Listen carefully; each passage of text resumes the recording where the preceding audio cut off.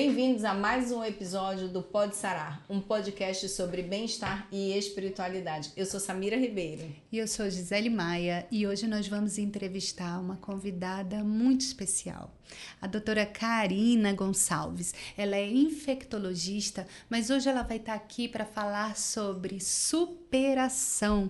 Muito bom para ser o primeiro episódio de janeiro, onde você vai poder assistir esse episódio e tirar como uma inspiração. E ela é uma ex-obesa e hoje ela é triatleta, gente. Seja muito bem-vinda, doutora Karina. Que prazer em ter você aqui. E eu já vou começar perguntando como que foi esse start, essa mudança de chave? Como que você decidiu ou foi uma necessidade? Conta aí pra gente. Primeiro, agradecer, é um prazer para mim estar aqui com vocês, Samira, Gi. Obrigada. Né, uma honra estar aqui podendo falar disso. Então, a obesidade, como a gente sabe, é uma doença crônica, né, e tem muito risco. Eu sempre fui obesa, desde que eu me entendo por gente. Recentemente eu tive minha consulta com o endócrino, com o nutricionista, e ele me perguntou qual é o teu menor peso. O menor peso que eu lembro de ter na minha vida é 83 quilos. Então, é o menor peso, né? Hoje eu tô abaixo disso. Então, eu falei, gente, eu nunca pesei esse peso que eu pesei hoje. Mas eu nova, né? Então, eu nunca tive nenhuma comorbidade. Mas, como médica, a gente sabe os riscos, né, da obesidade. É uma doença inflamatória crônica que vai predispor a muitas outras doenças. Não só infarto, AVC, mas câncer também, né?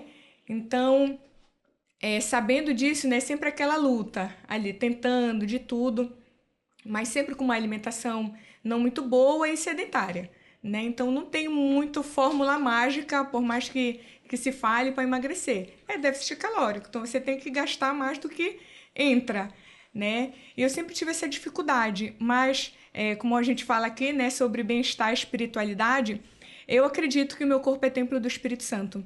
Então foi o que pesou. Eu sempre fui muito saudável emocionalmente, sempre muito saudável espiritualmente, mas eu sabia que o meu corpo, apesar de eu não sentir nada, não correspondia com aquilo que Deus tinha para mim, né? Então a virada de chave foi, na verdade, através da Bíblia, né? Eu sabendo que eu não estava agradando a Deus com a minha saúde física, com o meu corpo. Tem um grande avivalista que ele teve uma morte precoce, né, com 29 anos. E ele falava assim, Deus me deu uma missão e um cavalo.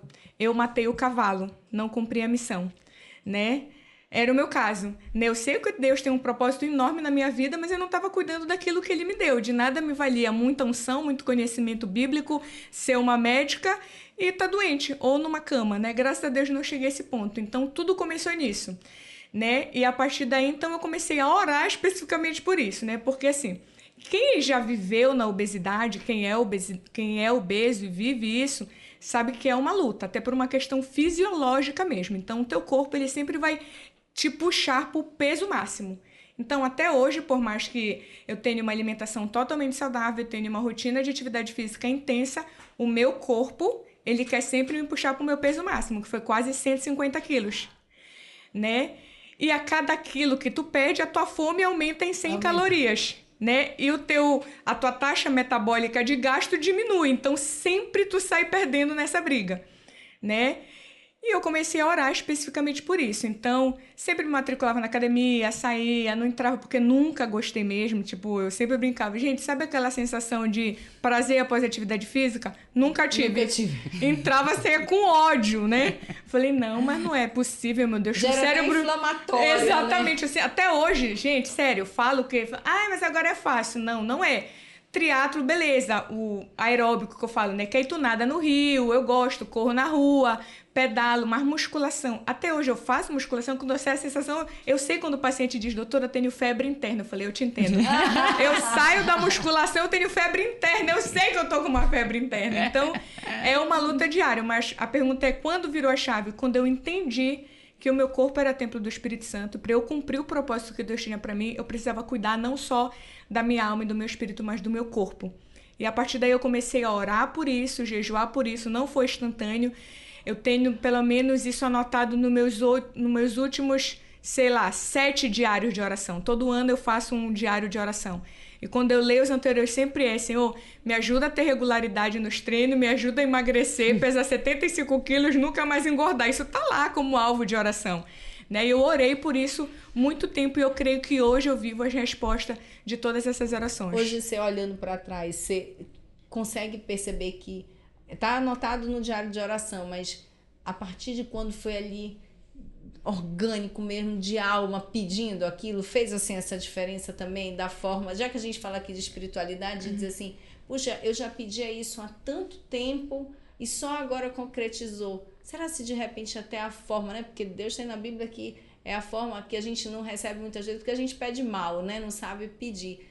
Você, eu sei que sua jornada de fé começou muito jovem, né? Assim, todo mundo vê a cara da Karina, ela é jovem, mas espiritualmente ela é uma idosa. É uma idosa, né? De tanta sabedoria. Vou tomar isso como um elogio.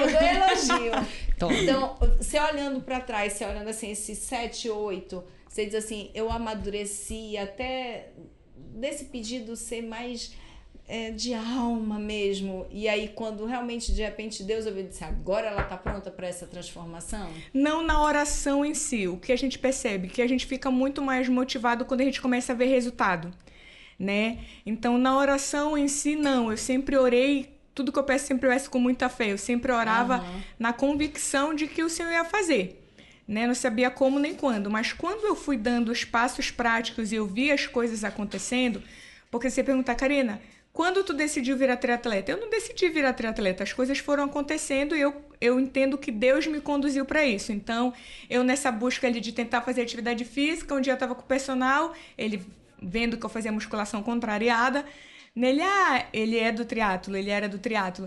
E ele, bora, tu gosta de nadar? Gosto. Tu gosta de rio? Gosto. Tem medo do rio? Não. Todo domingo eu nado lá na Ponta Negra, bora lá. Eu fui um dia lá na Ponta Negra, amei nadar no rio. Falei, esse aqui é o meu rolê. Venho pra praia, nado, depois eu volto pra cá. Isso, esse aqui é o meu rolê. E aí gostei. E aí a Gi tinha uma bicicleta, tentando, essa também uma chave aqui para estar cercado de pessoas que te incentivem, que entendam o teu momento, que te apoiam. A Gi, vendo a minha luta com isso e querendo me ajudar, ela, amiga, eu tenho uma bicicleta que tá parada em casa aqui há 2 anos. Uma bicicleta, tu quer? Eu quero, né? E aí eu já nadava e comecei a pedalar. Que é a bicicleta que eu uso até hoje nas minhas provas que eu pedalo, né? E aí eu já estava nadando, já estava pedalando. Para triatlo só falta correr, né? E eu sou a pessoa que trabalha com alvos específicos. E aí o que eu fiz? Me inscrevi numa prova de triatlo, no sprint, a prova mais curtinha, né?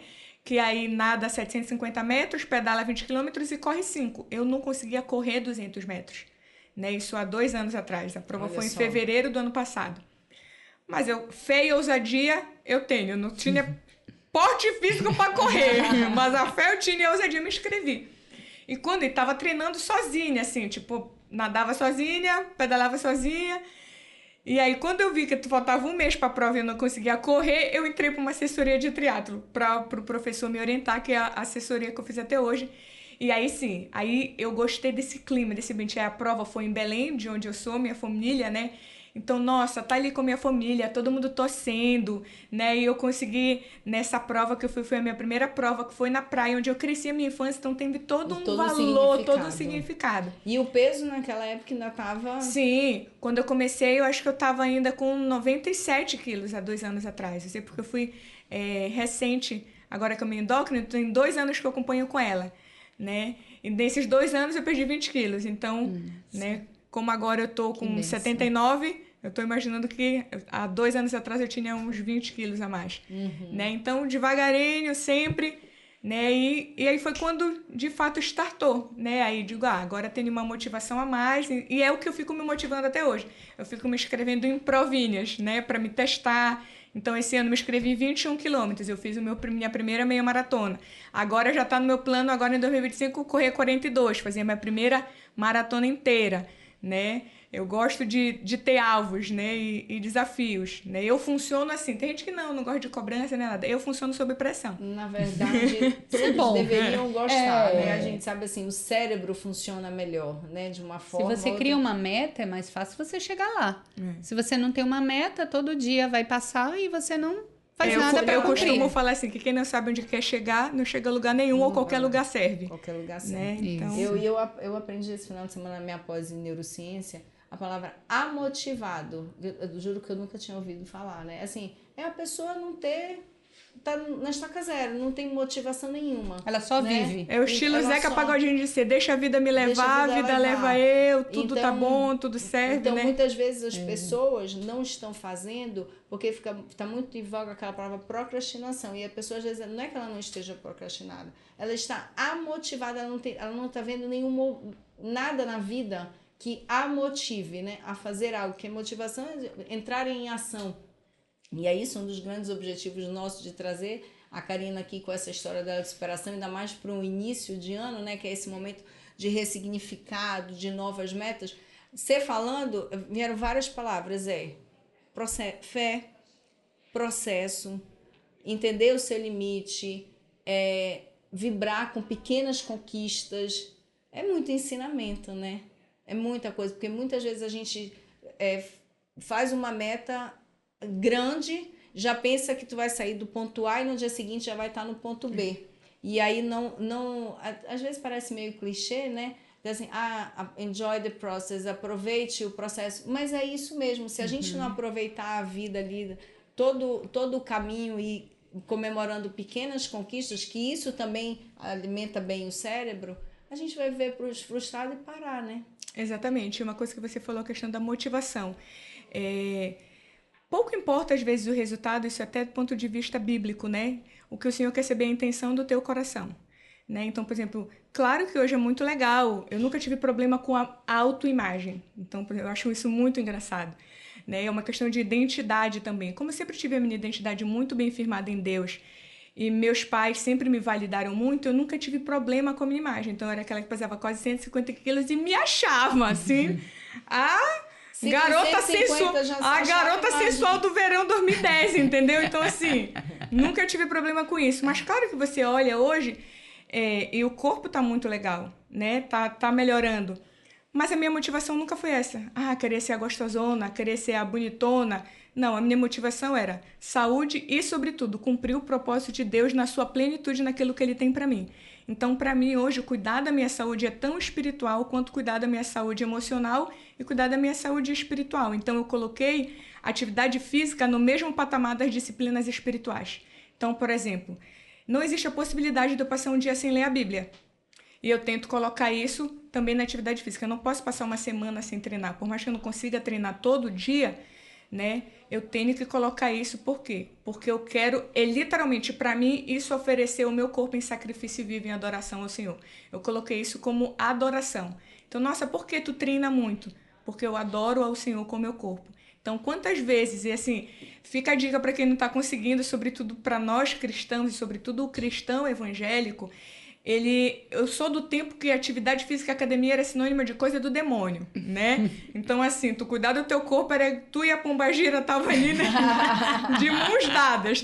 Quem não entende a referência, procura aí no Google que você vai entender, né? Eu sou desse tempo, né? Que isso não era valorizado e era até demonizado, era pecado, era vaidade, né? Verdade. E eu fui pro outro extremo, né, de não cuidar, de não ter esse cuidado. Que Cristo te exatamente. Deu, né? O que Deus te deu. E hoje eu entendo isso, né?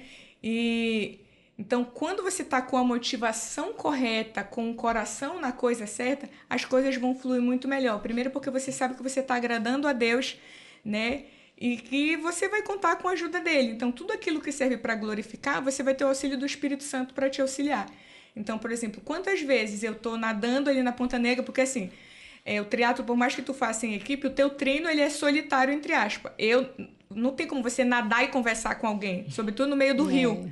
Mas você consegue nadar conversando com o Senhor. Então, quantas vezes eu nadando na Ponta Negra. Eu me lembro de uma prova que eu estava fazendo, né, que era o Rio Negro Challenge, 2 quilômetros. Eu lá no meio do rio, o Senhor começou a ministrar comigo, eu comecei a sentir a presença, e eu lagrimando, e eu me lembrei, eu falei, Senhor, aqui não, eu estava no meio do rio, eu com óculos... Senhor, aqui não, meu óculos está embaçando, tipo... Fala daqui a pouquinho, eu vou chegar na marcha, o Senhor pode falar daqui a pouquinho comigo, né? Então, assim, o Senhor ministra muito, né? Eu pareço ser muito criativa, mas na minha essência não sou. Mas, por exemplo, quem vê, eu lidero o grupo familiar na igreja, né? Discipulo pessoas e, por exemplo, esse ano foi a nossa festa de multiplicação. Aí eu inventei um chá revelação. Nunca eu tinha visto alguém fazer um chá revelação de grupo familiar, de célula. Eu inventei como? Não sei, eu tava correndo nesse corre, orando, Senhor, Espírito Santo, me dá uma ideia aqui. Corre 1h30 para tu ver. Vem muita ideia na tua cabeça, porque tu não vai ficar pensando em quê, né? Então, são maneiras que eu tenho a sós com Deus, maneiras que eu tenho de meditar, de rever e tudo mais, né? Pra gente que nós 3 somos médicas. Rotina ali, corridíssima, graças a Deus não falta trabalho, né? Então, também de adoração, de colocar isso como a motivação correta. Não? Então, porque a gente sabe que tem gente que faz com a motivação errada, quer entrar pro triatlo porque sonha em fazer um Ironman, porque quer ser melhor do que o outro, aí vai pelo lado da comparação, aí entra a mistura da arrogância com a soberba. Aí entra a maturidade, a gente pode dizer, porque, assim, você chegou a uma maturidade de obedecer aquilo que está escrito. Você sabe que o seu corpo é um templo do Espírito Santo. E a gente sabe que criança faz o que quer e adulto faz o que tem que ser feito. Deveria fazer, né? Então, essa é a diferença de uma criança para um adulto. O adulto, ele não pode fazer o que ele quer. Ele tem que fazer aquilo que é correto, aquilo que tem que ser feito. Então, para a gente tomar certas decisões, precisa chegar nessa maturidade. E você acha que essa maturidade, como você falou, né? Antes, você vivia uma vida e estava tudo bem, cuidava do seu emocional, estava tudo certo, seu espiritual, e o corpo você deixava para lá.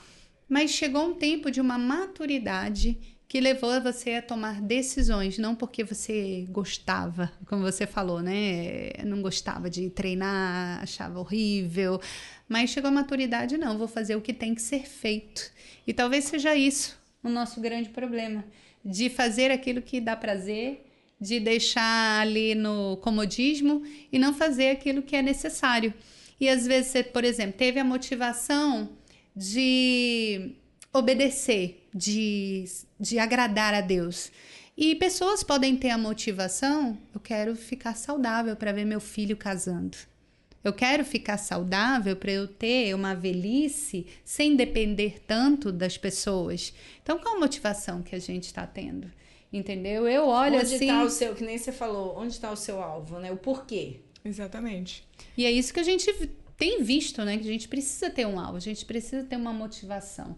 A gente precisa, nem que seja, gente, eu preciso envelhecer com saúde e gastar menos dinheiro com médico. Mas alguma motivação a gente tem que ter. E fala pra gente, pra quem tá ouvindo, porque assim, não é chegar do nada, ela falou aqui de 2 anos. Alguém pode dizer, poxa, mas foi 2 anos, podia ter perdido mais. Mas aqui não houve uma cirurgia, não houve algo que ela possa ter feito. Ela foi com atividade física e alimentação. Vão ter os complementos no futuro, mas foi atividade física e motivação. O que você orienta? Médicos? Com quem que você acompanhou? Se endócrino, nutricionista? Conta pra gente. Então, por exemplo, isso é muito importante, é o acompanhamento, né? Porque eu sou médica, não me faltava informação, né? Mas precisava estar acompanhada. Isso é bíblico também. Né, essa questão de prestar contas, né? Então, na base de tudo, claro que você vai estar com profissionais ali te acompanhando, mas você tem alguém que você vai, e aí, engordou, emagreceu, vamos ajustar isso, não vamos ajustar aquilo. Então, hoje eu acompanho com endocrinologista, que é a doutora Karina Mostafa, né? Uma profissional linda. Incrível, incrível, assim. E toda vez que eu vou lá, eu fico impressionada. Ela me dá uma aula de obesidade. Né? Então, assim, ela não me trata como médica. A informação, né? É tudo. Né? Então, assim, lá eu sou só paciente, eu nem meto meu bedelho, nem nada. Então, ela faz o plano, as estratégias, né? E vai vendo o que é melhor. Então, por exemplo, quando eu entrei com ela, os meus exames, tipo, colesterol, triglicerídeos, nunca foi alterado. Mas ela falou assim pra mim, eu não sei como tu é tão ativa como tu é. Aí entra o sobrenatural, eu brinco com ela. Que se eu tivesse, tipo, me lembro que a minha ferritina era 13. Tipo, eu não tinha reserva de ferro nem nada, né? Tava com minhas vitaminas... né? Minhas vitaminas todas baixas e tudo mais. Então, tudo isso, ela como endócrino, ela foi ajustando ali, né? E quando eu quando eu fui para me preparar para a meia maratona, também não é assim do nada. E aí eu comecei a fazer acompanhamento com um nutricionista esportivo, que é o André Pellegrini, ele atende online. Também maravilhoso, então assim, que faz esse acompanhamento comigo. Treino muitos intensos, né? A gente é médico, a gente tem uma network melhor, assim, mais fácil. Então falei com um amigo meu, que é o Smith, que é de um dos meus trabalhos, que é ortopedista esportivo. Vamos ver como tá esse joelho, vamos ver que tá aqui, que eu quero fazer isso a longo prazo. Então, não quero prevenção, entendeu? Mas, tipo, não tem nada mirabolante. É o básico, entendeu? Então, cada um deles aqui me acompanhando ali do básico, vendo se tá tudo bem, exames de rotina, né? Periodicamente, consultas ali, vendo aí, perdeu, a gente vai mudar a estratégia, tá fazendo mais cardio, mais musculação, qual é a prova-alvo, e fazendo esse acompanhamento ali multiprofissional. Então, assim, a gente sabe que a condição da nossa população, no geral, não permite, às vezes, esse acompanhamento com muitos, mas eu sei que a gente está chegando no interior. Você vá no médico da casinha, converse com ele, tem algumas estratégias que dá para fazer pequenas mudanças na alimentação. Então, por exemplo, há alguns meses atrás, um pouquinho antes, eu já não estava perdendo. Eu fui conversando com o André, com o nutricionista, e eu sem perceber, já estava fritando ovo com muita manteiga, né? Já estava aumentando sem nem perceber. Como a atividade muito, a fome aumentando, e tu automaticamente aumenta a quantidade que você come sem nem... Ele, não, então vamos cortar isso, vamos diminuir isso, e assim, eu como de tudo hoje, assim, né? Mas são pequenas estratégias, em vez de comer 2 pães, vai comer 1 pão, né? Em vez de, no mesmo prato, ter arroz, feijão, macarrão e farinha, que é a realidade nossa, né? A gente come muito carboidrato, né? Vamos colocar uma salada ali no meio, né? Então, em vez de comer... Vamos tirar a farofa. Em vez de comer só o pão, vamos comer o pão com ovo, tentar colocar ali uma proteína no meio de cada alimentação. Em vez de estar bebendo suco, vamos comer a fruta. Então, são mudanças que dá para todo mundo fazer, que é acessível.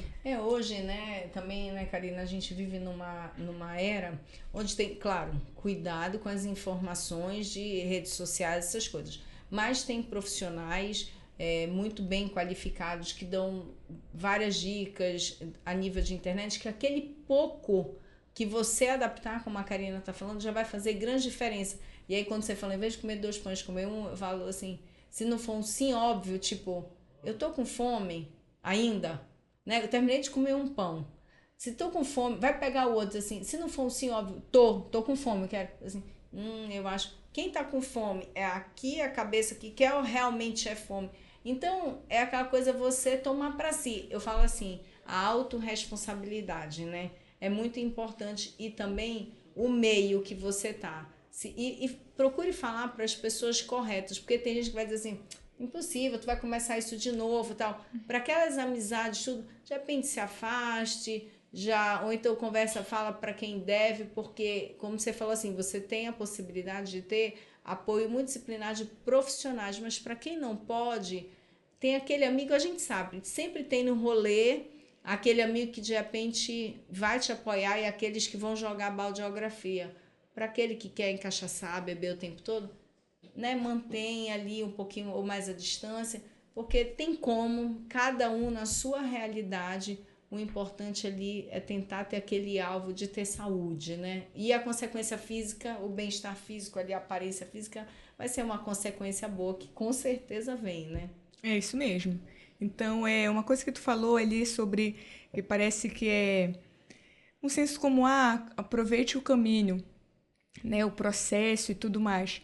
Isso também é bíblico, né? A gente sempre pensa assim, o meu alvo é o céu, eu vou pro céu. A Bíblia fala que Jesus é o caminho, né? Ele não é o fim, ele é o caminho, né? Então isso serve para tudo na nossa vida. Sobretudo a nossa geração, ela é muito imediatista, ela está preocupada muito com o resultado, né? Isso a gente na faculdade, isso nos relacionamentos, isso é tudo, né?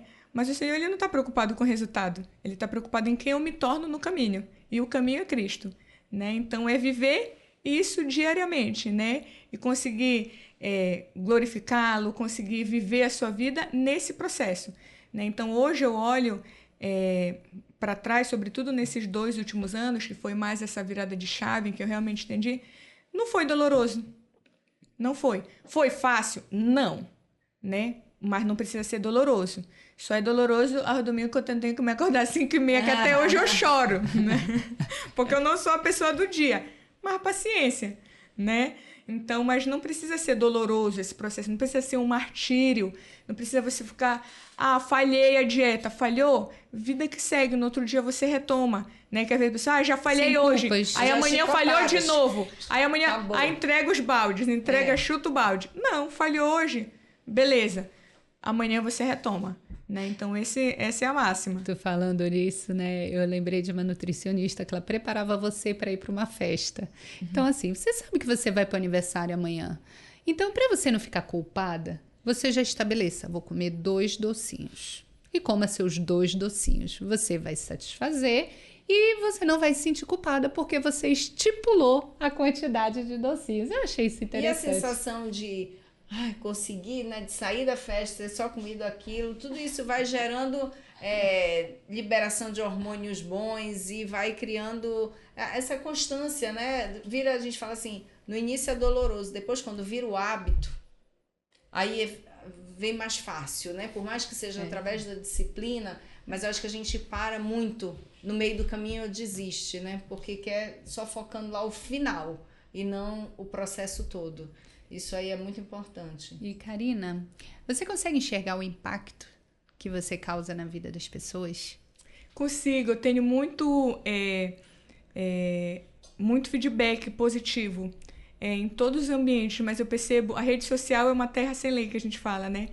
Então, assim, acho que toda semana eu recebo pelo menos 1 ou 2 mensagens de pessoas no meu Instagram falando: nossa, doutora, como a senhora me inspira, né? Nossa, essa mudança, eu também luto com obesidade e ver a senhora, se a senhora consegue, eu vou conseguir, né? Até na minha própria família. Então, assim, a minha família inteira luta contra a obesidade, né? Existe uma carga genética ali pesada, né? Então, por exemplo, esse ano eu escrevi meu pai numa corrida, né? Aí aí corremos os primeiros 5 quilômetros junto.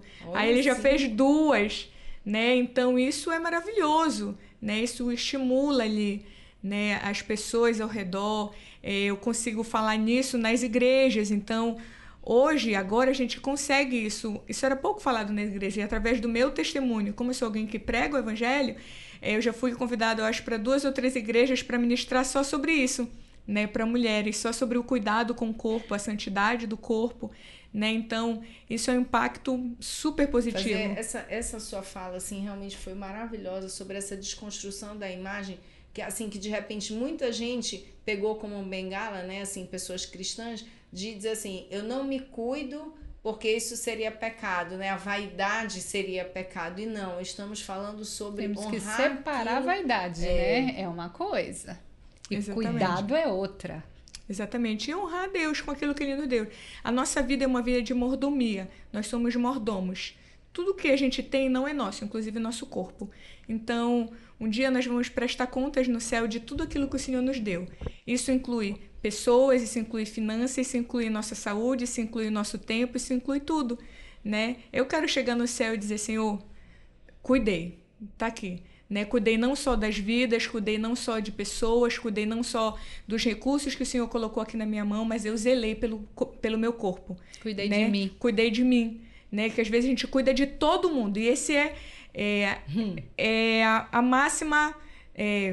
E se vangloria disso, exatamente. Não, cuida de todo mundo. Médico, né? Exatamente. O médico é aquele que cuida de todo mundo, não cuida de si. Na igreja, quantas vezes nós vemos pastores doentes? Porque cuidam de todo mundo, mas não cuidam de si, né? E eu estava indo por esse mesmo caminho. Eu sempre fui muito serva, sempre trabalhei muito. Eu gosto disso. Me dá uma pequena inquietação de eu ver gente sem fazer nada, assim...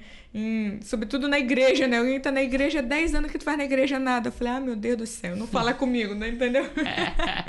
Né? Eu sempre fui essa, né? Do fazer, doativo, e tá tudo bem, não tem problema. Só que eu preciso entender que isso não me define, né?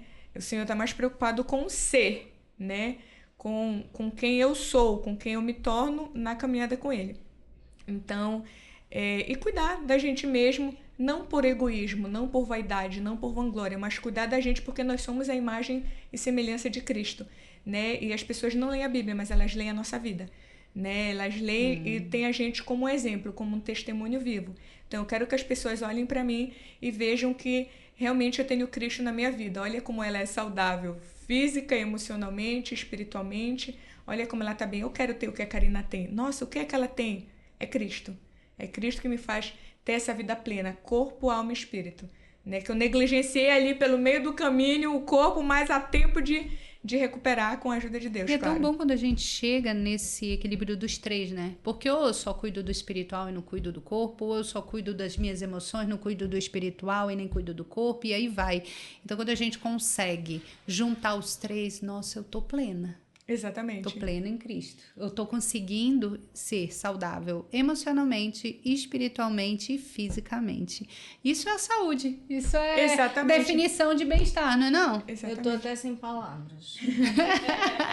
Então eu deixo para, né, a gente ir finalizando, infelizmente, né, mas assim, felizmente, porque é uma oportunidade maravilhosa de lhe ouvir, é dizer, e você, para 2025, desses 3 pontos, qual precisa ser priorizado? Se for os 3, não tem problema, sem desespero, deve ter o mais prioritário nesse momento, e coloca como meta e compartilha com a gente. De repente, final do ano, vai dizendo assim, puxa, consegui. Se não conseguir compartilhar com a gente, compartilha com Deus, que já é o que é o melhor para ser compartilhado. Ai, que maravilha.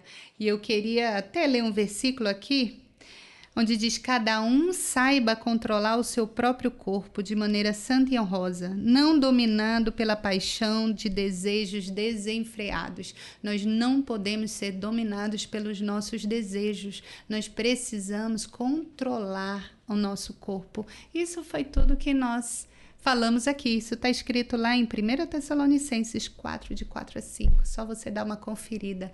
Muito obrigada, doutora Karina. Quer deixar um recado? Eu quero, como a Samira falou, a Gisele falou, cuide do seu corpo, cuide da sua alma, cuide do seu espírito. Nós somos um espírito que temos uma alma e habitamos em um corpo. Então, a primeira coisa é cuide do seu espírito, né? Você é um ser espiritual. Saiba que as coisas não acabam aqui. Existe uma vida após isso daqui. Mas enquanto você estiver aqui, cuide do seu corpo. Amém. Cuide do seu corpo, né? Porque você só vai ter essa vida para cuidar do seu corpo. Cuide bem, zele bem e conte com a ajuda de Deus. Sozinho nós não conseguimos, conte com a ajuda de Deus, a ajuda de outras pessoas. Peça ajuda. Dificilmente você vai conseguir vencer a obesidade sozinho. Quase impossível. Então, peça ajuda, saiba reconhecer que você está doente, a obesidade é uma doença, e peça ajuda ao Senhor, Ele vai te ajudar, Ele me ajudou e eu acredito nisso de todo o meu coração. E um conteúdo de qualidade, onde que as pessoas podem me encontrar? Instagram, Karina Gonçalves, né? Eu não sei se tem outra, mas é Karina SSS Gonçalves, mas se aparecer Karina Gonçalves, você vai me ver lá. Tem o meu site também, doutoracarinagonçalves.com.br, se eu não estou enganada. Né? Acredito que elas vão deixar aqui embaixo na descrição. Né? Vou ter um prazer te acompanhar lá. E aqui a gente termina mais um episódio. Até breve no próximo. Tchau, tchau. Até.